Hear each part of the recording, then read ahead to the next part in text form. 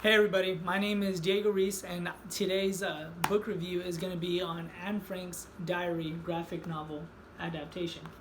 So after reading this book, this book was a great read. I finished it in about four and a half hours. And so after I finished reading the book, I went back to the article, and there was one association that stood out to me that I wanted to look more into. It's called the Young Adult Library Services Association. And so what these guys do is every year they put out a top 10 list of great graphic novels for young readers. I wanted to see if this fell on there. Not only was it on that top 10 list, but in 2019, this book was actually number 1 on that list. That's a very big deal considering the book only came out in 2018. So I wanted to look a little bit more into it. This book is the only graphic novel. I know there's a bunch of books on Anne Frank, but this is the only graphic novel that has been officially accepted by the Anne Frank Association. Of course, the original author of this book is Anne Frank. She is writing as a 13-year-old girl when she begins her diary, and does so for 2 years before her and her family are caught and get sent to a concentration camp. Because this is an informal and personal form of writing, there are some things in here that might seem controversial to some people. In this book, she talks about and writes everything on her mind, from hating her mom at some points to womanhood to questions about her sexuality. The book was published, though, by her dad, who was the only survivor after everybody was liberated from the concentration camps.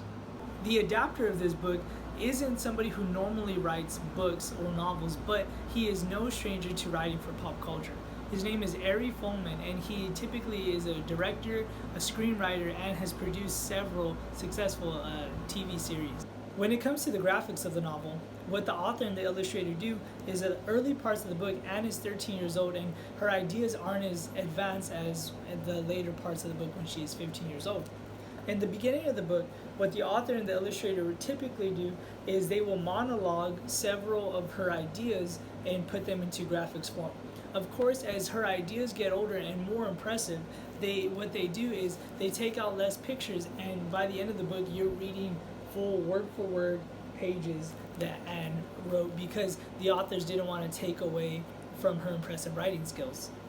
The imagery in this book jumps between surrealism and impressionism, but that doesn't confuse the reader. The writers of the book do a really good job at helping the reader understand what is taking place in the real world and what is taking place in Anne's mind. What also helps the reader is the use of pastel colors. It's a simple theme, but the use of pastel colors really takes the reader back to a time that is not now. Now, this book jumps around in all three persons in a very seamless way. You and I are captured and brought into the story, and we become Anne's diary, only knowing what she wants to tell us and when she wants to tell us. What also makes this story unique is, unlike other written stories, the author of this story has no power of where the story is headed. In fact, the story doesn't even have a conclusion. Sadly, Anne Frank and her family are captured and taken away to the concentration camp. So the only thing that you, the reader, and the diary are left with after reading this is, on the last page, there's a sentence that says, "The diary ends here," leaving us as the readers and us as the diary heartbroken of what may have happened to our author. Now, I would use this book as an intro to mid-20th century, maybe going into World War II or what was happening around the world, and the severity of it, hoping that the kids connect to Anne Frank as much as I did. Thank you guys. I really hope you stay safe. It's been a good class.